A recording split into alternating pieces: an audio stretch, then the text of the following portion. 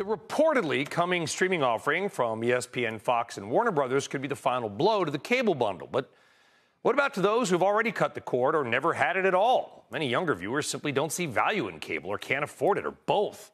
So will they pay for this? Let's talk about that and other trends around the Super Bowl with Gen Z. Casey Lewis is founder of Trend Newsletter After School. Casey, good to have you on. First off, we're going to talk about, the brands and stuff, but I want to get your take. Like, are you going to drop $50 for a sports-only streaming bundle?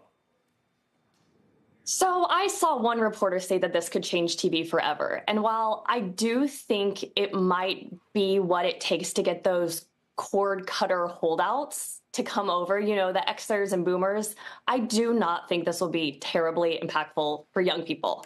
Because many of us have streamer fatigue as it is, inflation, economic strains, making us have even fewer streamers.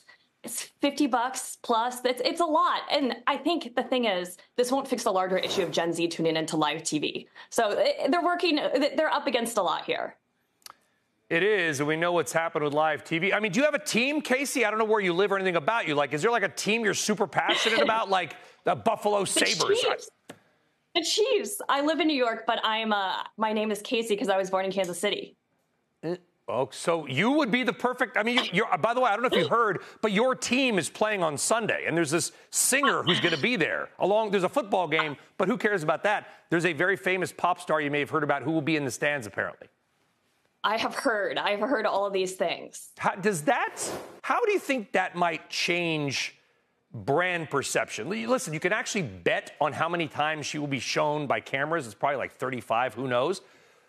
I got to imagine advertisers are loving this. Yeah, I mean, I understand the diehard sports fans roll their eyes every time Taylor comes on TV. I get it. But it's really significant from an economic impact. I mean, these Gen Z young women fans are tuning into football in numbers that they literally never have in history. That's crazy.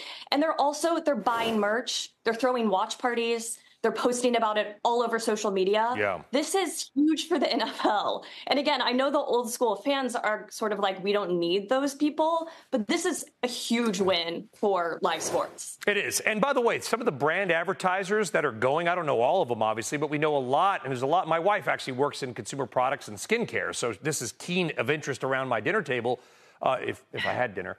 And there's ELF, NYX, CeraVe, and some others that are going to be, they just got lucky with this.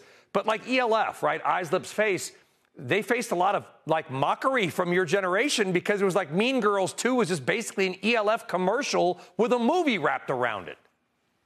Yeah, it's actually, I don't mean to correct you here, but it's actually ELF. ELF and NYX. I would not expect you to know that.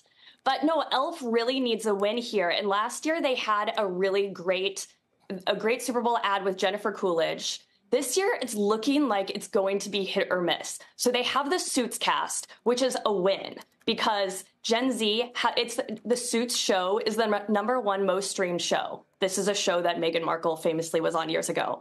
Gen Z are fans of the show. So they're reuniting on the ELF commercial. Okay, so far so good. But they're also having Judge Judy, Meghan Trainor. It might be crazy. I don't know if they'll be into it, but we'll all see together, I guess, on Sunday night.